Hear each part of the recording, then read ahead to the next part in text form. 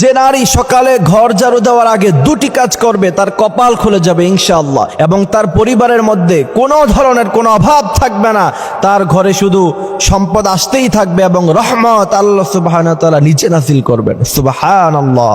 আমাদের অনেক ভাইদের অবজেকশন আছে, বিশেষ করে প্রবাসীর ভাইয়েরা অবজেকশন, হুজুর এত টাকা ইনকাম করি, পরিবারে পাঠাই, কিন্তু পরিবারের মধ্যে কোনো ধরনের কোনো আয় উন্নতি দেখতেছি না। তার কারণ হলো বিশেষ করে প্রবাসীর স্ত্রীরা অনেক সময় তাদের স্বামীরা বিদেশে থাকার কারণে তারা লাগামহীন চলাফেরা করে, আর এই লাগামহীন চলাফেরা করার কারণে তাদের সংসারে আয় উন্নতি অনেক লেট হয়ে যায়, আয় উন্নতি হতেই চায় না, ঠিক কিনা?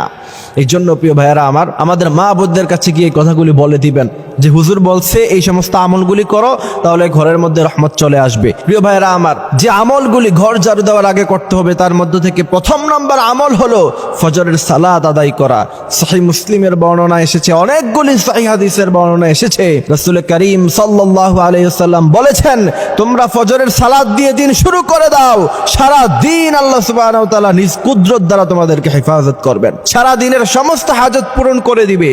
সুবহানাল্লাহি ওয়া বিহামদিহি সুবহানাল্লাহিল আযীম। আর আজকে আমাদের মডার্ন সোসাইটির মেয়েরা কি করে? সকালবেলা ঘুম থেকে উঠে 8টায় 10টায়, কোথায় গেল তোমার ফজরের নামাজ, কোথায় গেল তোমার তাসবিহ তাহলিল? অথচ ছোট্টবেলায় আমরা যখন ছোট ছিলাম ফজরের সময় ঘুম থেকে উঠে দেখতাম দাদি নানি